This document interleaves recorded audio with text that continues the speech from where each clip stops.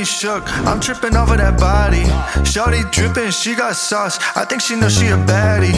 Jacking Miss back, she kept on the tag, only to make all the petty or mad. I'm picking up on the reddest of flags, but shawty too bad. Shawty too sexy about it. She know that she got it. She know that I want it. She bad. Popping that thing 'cause she got it. She push up and drop it. She turn every man to a fan. She got that.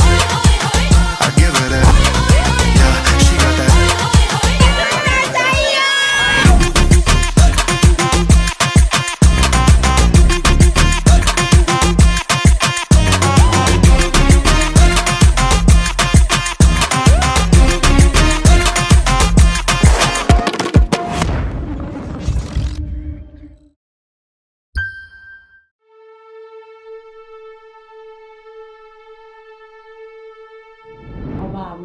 First स्टार्टिङदेखिकै कुरा गर्दाखेरि चाहिँ हामी भेटेको चाहिँ through Instagram, thanks to the Instagram होइन।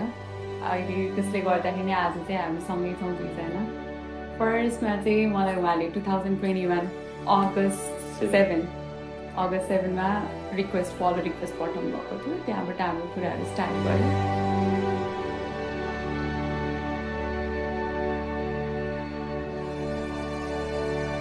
अगस्त 7 को दिन हो। लाइक मैले उसलाई पिपल यु नो मे भेटेँ, देन होइन यो मान्छेलाई चाहिँ फलो गर्नुपर्छ भनेर कहाँबाट आयो, फलो गरेको तुरुन्तै होला सी एक्सेप्टेड माई रिक्वेस्ट। अनि ट्याक्कै हेर्दाखेरि उसको एउटा जस्ट हेयर कलर गरेको एउटा स्टोरी थियो। किन लाइक थाम्नै सकेन, आई रिप्लाइड द स्टोरी। अनि त्यो पछि कन्भर्सेसन स्टार्ट भयो।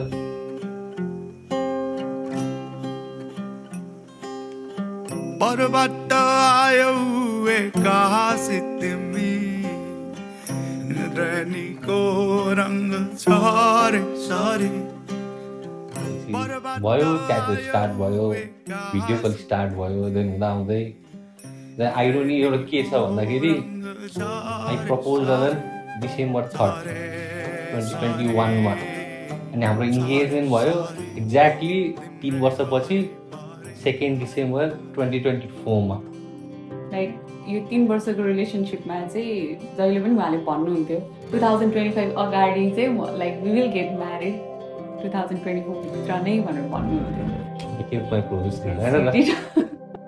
जीवनको बाटो यो हिँडेको अब सजाएर सपनाको एउटा संसार, अनगिन्ती यादहरूलाई साथै राखेर हाँसोले खुसीले घर सजाएर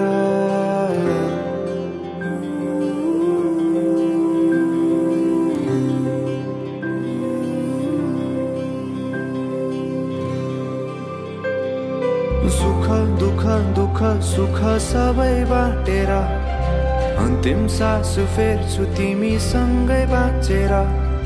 दिनहरू दुःखका नआउला भन्दिन, तर कटाउने छु सबै सँगै हाँसेर। बाचा भयो तिमीलाई मेरो, बाचा भयो तिमीलाई मेरो।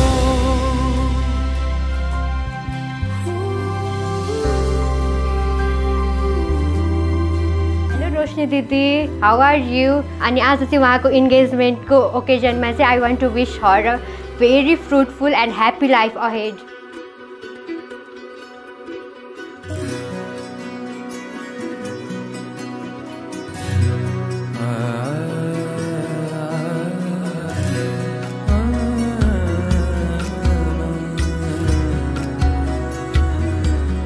हेर्दा मायालु तिमीलाई म त भुल्छु तिम्रो मुहारमै, साँच्चै यस्तो सुन्दरता मैले देखेकै थिएन अरू कतै। मिलेका ती आँखाहरू झन् हेरिरहँ झै बनाउँछन्, खुलेका केशहरूले फेरि बास्ना गुलाब झै छर्दछन्। म हराए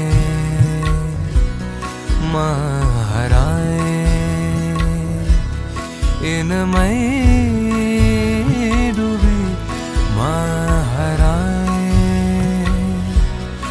नाधोष भइकन थाहा नपाइकन म हराए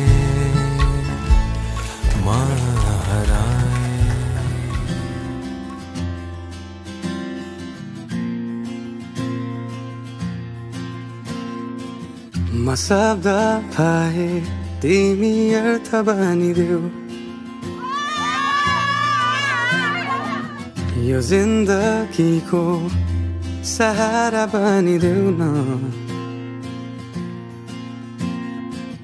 कमजोर हुँदा सामर्थ्य बनिदेऊ न अँधेरीमा तिमी जुन बनिदेऊ न तिम्रो मायाले डोर्याउन मलाई तिम्रो छायाले बनाउन मलाई लैजाऊ न तिमीसँगै जहाँ तिमी र म पाना भए तिम्रो नाम भरिदेऊ ओठमा हाँसो भरिने विचार बनिदेऊ न गुनगुनाउँछु तिमी स्वर थपिदेऊ न मन बहलाउने केही मन्त्र गरिदेऊ न तिम्रो मायाले डोर्याउन मलाई तिम्रो छायाले बनाउन मलाई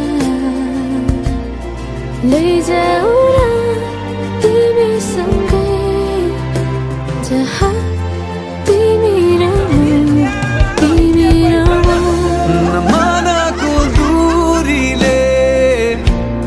समयको खेलले न त दो बाटोले छुटाउन सकोस् न झुटो संसारले न जितन